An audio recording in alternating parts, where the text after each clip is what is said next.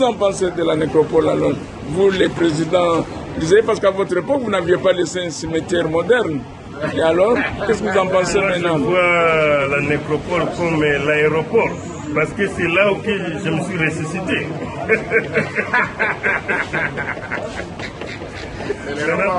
Pour vous faire un grand plaisir, je dois faire maintenant l'extrait du discours du fait maréchal, le discours qu'il avait fait à la tribune des Nations Unies. C'était le 4 octobre 1973. Oui. L'interprétation des problèmes qui se posent à nous tous. Nous commencerons d'abord par notre propre continent, l'Afrique. Car l'Afrique reste aujourd'hui le seul continent où se pratique encore la colonisation, la ségrégation raciale, l'apartheid et le mépris de l'homme à cause de la pigmentation de la peau. L'Afrique est un continent qui a subi les plus grandes humiliations de l'histoire. Depuis plusieurs siècles, la situation de l'homme noir en Afrique n'a fait que s'empirer. Sous prétexte, ils étaient venus en Afrique pour nous civiliser.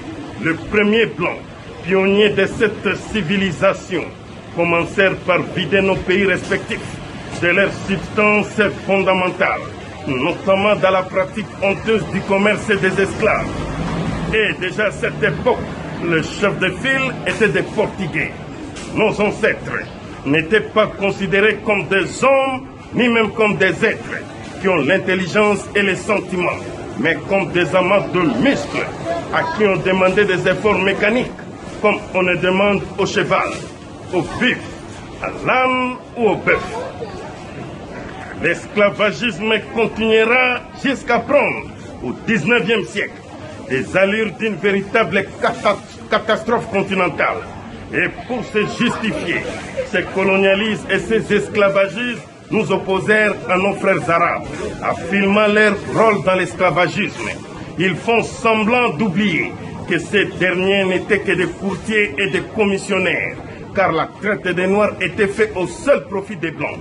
Les pays colonialistes d'Europe ont d'ailleurs vite compris l'adage qui dit, je cite, « On n'est jamais mieux servi que par soi-même ». Fin de citation. C'est ainsi qu'en 1885, les grands négriers de l'époque se rencontrèrent à Berlin et dépecèrent comme de vautours les continents africains. Il n'y aura plus de razzias esclavagistes qui leur coûtaient cher. Il n'y aura plus d'occupation désordonnée, mais une occupation préméditée et organisée.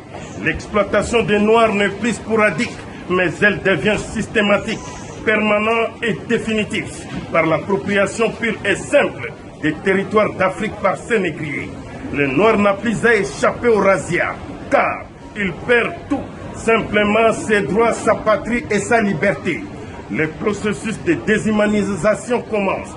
Le Noir doit abandonner sa personnalité, ses structures mentales et sociales, en un mot, son authenticité. Les arguments pseudo-scientifiques ne manquèrent pas pour justifier cette entreprise de déshumanisation tout en traitant les Noirs d'êtres inférieurs. Car, disait-il, les colonisateurs blancs étaient différents du colonisé noir. Donc le monde blanc était supérieur aux Noirs. Et pour perpétuer l'exploitation de l'homme noir par l'homme blanc, les colonisateurs s'est mis à liquider systématiquement les traditions africaines, les langues africaines, la culture africaine. Bref, à abrutir complètement les Noirs, de façon à ce qu'ils ne parlent, ne pensent, ne mangent, ne s'habillent, ne rient et ne respirent que suivant le monde du blanc. Malgré les gigantesques moyens mis en œuvre pour asservir perpétuellement l'homme noir, les peuples blancs d'Europe n'ont pas pu éteindre la flamme de la liberté et de la dignité du noir d'Afrique.